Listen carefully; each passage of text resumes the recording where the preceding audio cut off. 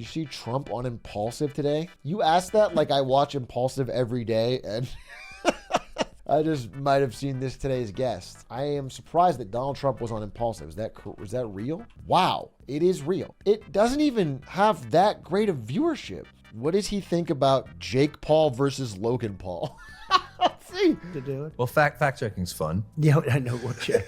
We're gonna check a lot of things. It's gonna be an interesting. By the way, do you ever fight your brother? I punched him in the face once because he took my glasses. It must have been these glasses. That was it so hard. It's like he saw his dying mother rise out of the grave.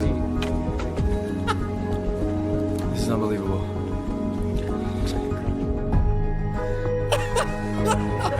That's an all-timer. Anyway, obviously you punch your brother in the face if he steals those glasses. YouTubers have too much power now, bro. I swear to God. This is crazy. There was a time when a presidential candidate would never have to do this. And now it's like he's got to sit there and talk to Logan Paul about his fights because it's going to get him votes. It's crazy. The next election, once they're not 90 years old, they're going to have to be in there doing the gritty with Tommy in it or something. We're so close to that, dude. We're so close. We're gonna have Biden on the yard. Holy shit. Let's get Biden on the yard, dude. It's Dana White and Khabib right into Vladimir Putin and Russia. What fucking year is this? What are we watching? Speaking of conflict and fighting, since you left office, the number of global conflicts has skyrocketed. And I know Khabib talked to you about it quickly when... The transition. Whoa, let's go, Mike. No, speaking of conflict. I think 2 weeks ago about President Biden authorized the use of American weapons in Russia, which has now led to a fleet of Russian warships. He's nervous. He's taking a deep breath and like, oh no, I gotta talk about real shit. I'm trying to sell Prime. What are your thoughts and concerns around our current handling of our relationship with Russia? Well, the Russian attack on Ukraine would have never happened if I were president. Would have never happened, and it didn't happen during my 4 years. It didn't happen. It wouldn't have happened. I got along very well with Putin. I got along with Zelensky, and October 7th would have never happened, and inflation would have never happened, and the withdrawal, the kind of withdrawal we were getting out of Afghanistan with dignity and strength, but to get out the way, I think it was the most embarrassing day in the history of our country. What's your relationship like with Vladimir Putin?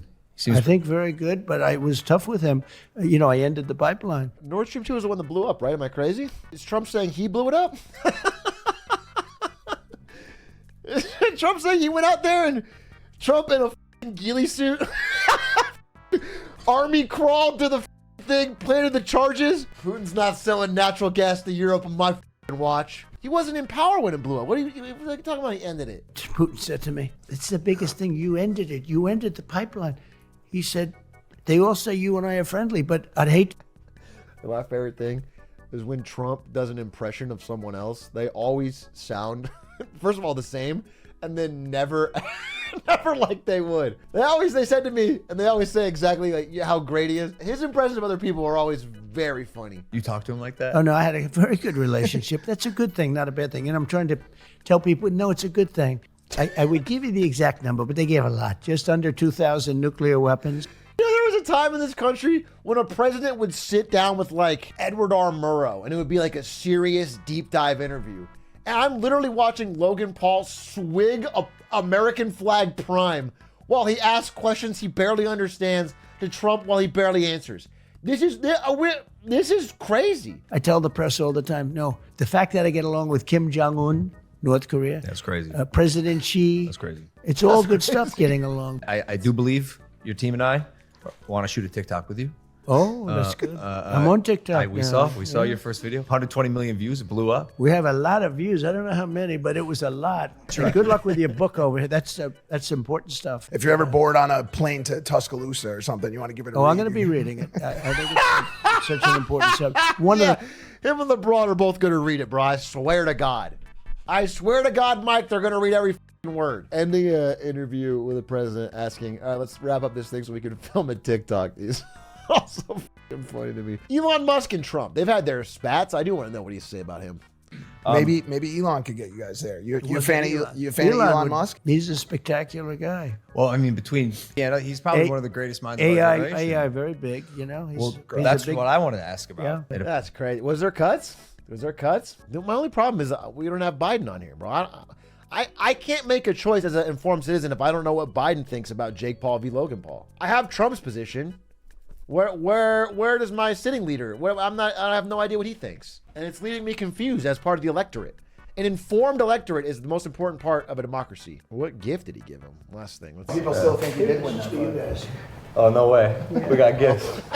So for a lot of money, this thing. Oh, no way. Thank you, President. Thank you, President. Oh, amazing.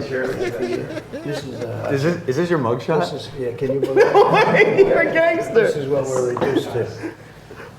No way.